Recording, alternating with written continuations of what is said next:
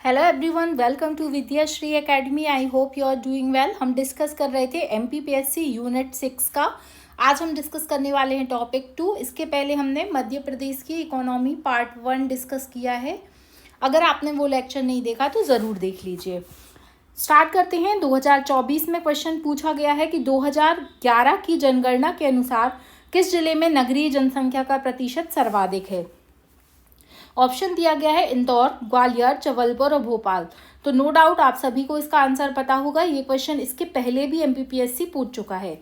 तो भोपाल में अगर हम बात करते हैं, जो नगरीय जनसंख्या है उसका प्रतिशत सर्वाधिक है। इसके बाद नंबर आता है इंदौर का, उसके बाद ग्वालियर और फिर जबलपुर।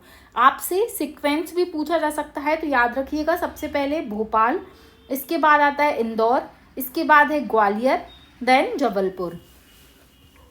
नेक्स्ट क्वेश्चन पूछा गया था कि समग्र शिक्षा अभियान निम्न में से किन योजनाओं के एकीकरण से उभरा है। 2024 का क्वेश्चन है। थोड़ा सा अगर आप इस क्वेश्चन में अपना एनालिसिस देखते तो समग्र शिक्षा, यहाँ पर एक तरीके से समग्र शिक्षा की बात की जा रही है। तो इसमें सर्व शिक्षा अभियान के अंतर्गत राष्ट्रीय माध्यमिक शिक्षा अभियान और जो शिक्षक शिक्षा है इसको शामिल किया गया है। सर्व शिक्षा अभियान, राष्ट्रीय माध्यमिक शिक्षा अभियान और शिक्षक शिक्षा। तो 86 कॉन्स्टिट्यूशनल अमेंडमेंट जो कि शिक्षा से रिलेटेड है, जिसमें सर्व शिक्षा अभियान को प्रारंभ किया गया था और ये कब हुआ था, 2001 में। और फिर इसी में अमेंडमेंट करके माध्यमिक शिक्षा अभियान 2009 लाया गया था। ये आपको याद रखना है। नेक्स्ट क्वेश्चन पूछा गया था, ये भी जनगणना से रिलेटेड है। अगर आप एमपीपीएससी प्रीलिम्स के लिए टारगेटेड हैं तो आपको याद रखना है कि जनगणना मध्य प्रदेश और भारत की दोनों जनगणना आपको बहुत अच्छे से याद कर लेनी है। 2 क्वेश्चन हर एक एग्जाम पे एमपीपीएससी पूछता है। अब चूंकि यहाँ पे थोड़ा सा टफ किया गया है क्वेश्चन को, और यहाँ पर पूछा है कि 10 की जनसंख्या वृद्धि दर निम्नतर से उच्चतम तक बताना था। तो यहाँ पर जो इसका राइट आंसर है वो है अनूपपुर, बैतूल, छिंदवाड़ा और मंदसौर। इसको आप ऐसे ट्रिक बना सकते हैं, ABCM।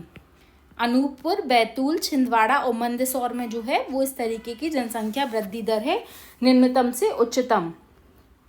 तो ये आप याद रख सकते हैं। और आपको ये भी पता रहना चाहिए कि अनूपपुर में कितना है, 12.3%।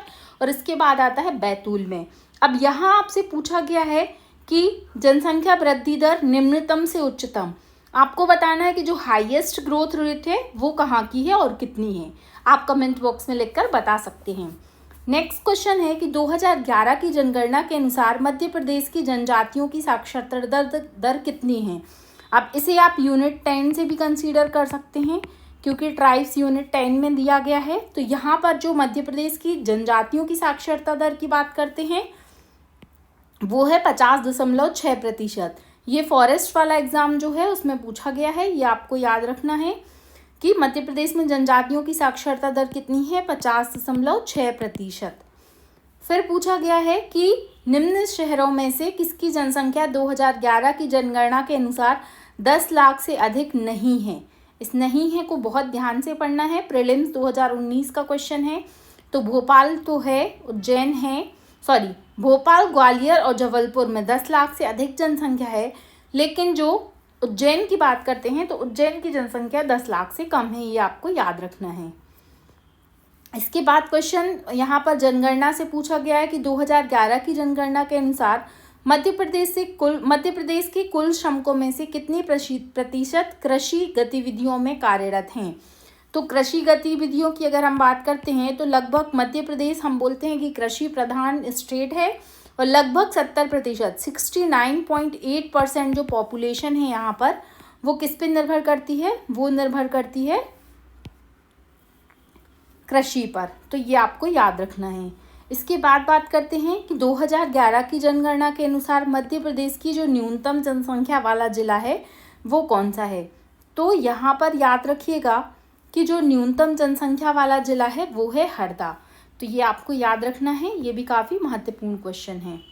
इसके बाद है नेक्स्ट क्वेश्चन है कि जो फैमिली हेल्थ सर्वे है, फैमिली हेल्थ सर्वे 5 के अकॉर्डिंग मध्य प्रदेश में कुल लिंगानुपात कितना है।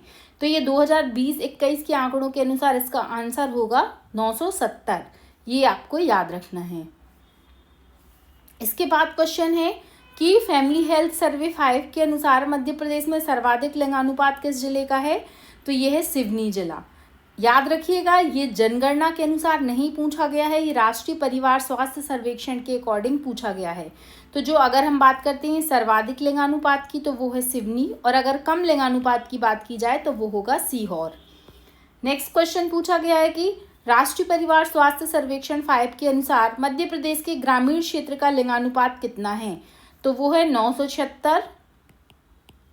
ये आपको याद रखना है। फिर पूछा गया है कि किस जिले का शिशु लिंगानुपात सर्वाधिक है, ये भी नेशनल फैमिली हेल्थ सर्वे 5 के अकॉर्डिंग पूछा है। तो आंसर होगा खंडवा। खंडवा में जो है वो 1272 जो है क्या है लिंगानुपात है, शिशु लिंगानुपात जो सर्वाधिक है। फिर महिला साक्षरता पूछा है, महिला साक्षरता दर कितनी है नेशनल फैमिली हेल्थ सर्वे के अकॉर्डिंग, तो वो है 64.4%। ये भी आपको याद रखना है। फिर पूछा है कि मध्य प्रदेश में सर्वाधिक महिला साक्षरता दर वाला जिला कौन सा है फैमिली हेल्थ सर्वे के अनुसार, तो वो है इंदौर। और अगर हम जनगणना के अनुसार बात करते हैं 2011 की, तो आंसर होगा भोपाल। चूँकि आप जानते हैं कि मध्य प्रदेश में जो है वो एनीमिया सर्वाधिक देखने को मिलता है, तो मध्य प्रदेश में एनीमिया से प्रभावित महिलाओं का प्रतिशत लगभग कितना है, तो 54.7% है। अगर आप महिला सुपरवाइजर की तैयारी कर रहे हैं तो वहाँ पर भी नेशनल फैमिली हेल्थ सर्वे के क्वेश्चन आ सकते हैं। तो नेशनल फैमिली हेल्थ सर्वे 5 के अनुसार सर्वाधिक एनीमिया से प्रभावित महिलाओं वाला जिला कौन सा है, तो वो है भिंड। याद रखिएगा, यहाँ पर जो लिंगानुपात है वो भी सबसे कम है। 69.9% जो महिलाएं हैं भिंड में वो कैसी हैं, एनेमिक हैं। इसके बाद पूछा कि मध्य प्रदेश में कितने प्रतिशत बाल विवाह हुए हैं, तो 23.1%। तो ये कुछ क्वेश्चन हैं जो कि नेशनल फैमिली हेल्थ सर्वे से पूछे गए हैं। कुछ और क्वेश्चन डिस्कस करते हैं कि मध्य प्रदेश में ग्लोबल ऑटोमोबाइल पार्क कहाँ पर स्थित है, तो आंसर होगा इसका भोपाल। फिर इसके बाद में पूछा गया है कि 2022-23 के अनुसार मध्य प्रदेश में कुल प्राथमिक स्वास्थ्य केंद्रों की संख्या कितनी है, तो ये 1415 है, याद रखिएगा। फिर सामुदायिक स्वास्थ्य केंद्र कितने हैं, 353 है। इतने डेटा आपको नहीं होते हैं तो मत करिए, बट आपको लिंगानुपात है और जो कुछ क्वेश्चन है महिलाओं की साक्षरता पुरुषों की साक्षरता वो याद करनी पड़ेंगी। फिर इसमें पूछा गया है कुछ क्वेश्चन और देखते हैं, जैसे कि मध्य प्रदेश में आर्थिक सर्वेक्षण 2022-23 के अनुसार राज्य में कितने ग्राम आरोग्य केंद्र हैं, तो वे हैं 49,864। लगभग 50,000 जो हैं वो क्या हैं, ग्राम आरोग्य केंद्र मध्य प्रदेश में हैं। फिर यहाँ पर राज्य में कुल प्रजनन दर कितनी है 2021 के अनुसार, जो है वो ये है 2.0। नेशनल फैमिली हेल्थ सर्वे के अकॉर्डिंग मध्य प्रदेश में अति गंभीर कुपोषण की दर में कितनी प्रतिशत कमी आई है, तो 29.3% कमी आई है। अगर आप मेंस लिखते हैं तो मेंस में भी इस तरीके के जो डेटा हैं नेशनल फैमिली हेल्थ सर्वे के वो आप बता सकते हैं। तो ये जो सेकंड हमारा चैप्टर था जिसका जो टॉपिक था मध्य प्रदेश की जनसंख्या, मानवीय संसाधन का विकास, शिक्षा, स्वास्थ्य एवं कौशल, उससे रिलेटेड कुछ महत्वपूर्ण एमसीक्यू थे। नेक्स्ट जो पार्ट 3 आएगा उसमें हम नेक्स्ट जो टॉपिक है हमारा सतत विकास लक्ष्यों में मध्य प्रदेश की प्रगति, पूरे सस्टेनेबल डेवलपमेंट गोल कौन कौन से हैं। इससे लास्ट ईयर अगर आप देखते हैं प्रीलिम्स में तो 2 क्वेश्चन सस्टेनेबल डेवलपमेंट गोल से पूछे गए थे। आपको पूरे के पूरे 17 सस्टेनेबल डेवलपमेंट गोल याद करा दूंगी मैं, और इसके अलावा जो भी इसके महत्वपूर्ण एमसीक्यू हैं हम उसे डिस्कस करेंगे। Thank you so much. पढ़ते रहिए, खुश रहिए। जय हिंद, जय भारत।